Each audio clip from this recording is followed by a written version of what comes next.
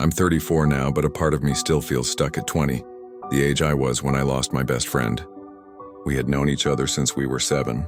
The kind of childhood friendship where you grow up in each other's houses, fight over video games, get in trouble together, and swear you'll be best men at each other's weddings one day. He was genuinely the kindest, most soft-hearted person I had ever known. Even now, with the amount of life I've lived, I've never met anyone like him again. He died in my arms. I don't want to relive the details, and honestly, I can't. It's one of those memories that your brain keeps half blurred because it's too painful to hold clearly. But the weight of his body, the sound of his breathing fading, the panic of not being able to save him, it stuck with me for years. At the time, he had just found out his girlfriend was pregnant. He was terrified but excited in a way only he could be, full of hope, full of dreams. He talked nonstop about being the father he never had. I remember him showing me baby clothes he bought months early. He kept saying, "I'm going to do this right." When he died, I shattered. I spiraled in ways I didn't even know I could. Every day felt like drowning. I was barely sleeping, barely eating, and completely losing myself.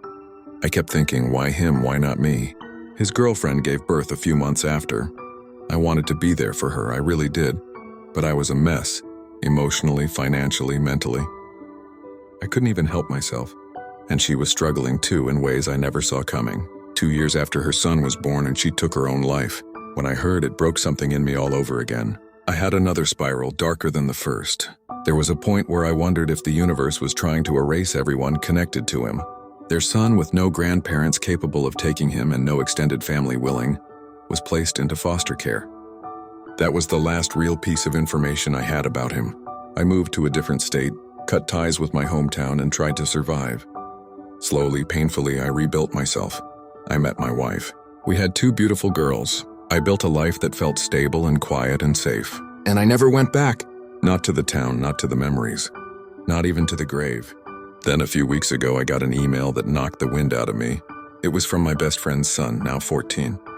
He found me on LinkedIn.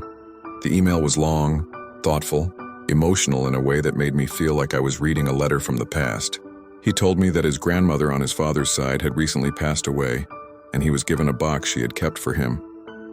Inside were photos, dozens of them, of me and my best friend growing up. Us on bikes, us covered in mud, us at school events, us at 20, just before everything collapsed. And there was a letter my friend wrote to his unborn son. A letter about how excited he was to be a dad, how he already loved him more than anything, how he wanted to break generational pain and build something new. And in the letter he mentioned me, his best friend, promising that he would always have me by his side. The boy wrote that after reading that letter and seeing the photos, he wanted to meet me. He wanted to know who his dad really was. He wanted stories, what he was like, what he sounded like, how he laughed. He said he never knew either of his parents and grew up in foster homes, some of them rough. He said he didn't want money or anything from me. He just wanted a connection to someone, to anyone who loved his parents. He left his number, his Instagram, his address, everything, and I haven't replied.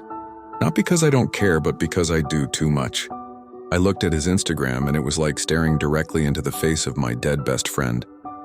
Same blonde hair, same bright blue eyes, same smile. It felt like being yanked backward in time. All the pain I locked away threatened to come roaring back. I'm terrified. I've worked so hard to be okay again. I have a wife who doesn't even know this part of my life. Not because I'm hiding something, but because I never knew how to open that door. I have kids who see me as a stable, grounded father. I'm afraid that if I reconnect with this boy, I'll fall back into that dark, broken version of myself.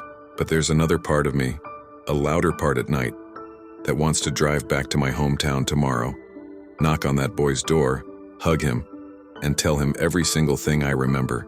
I want to be the person my best friend believed I would be for his son. Would he even want that?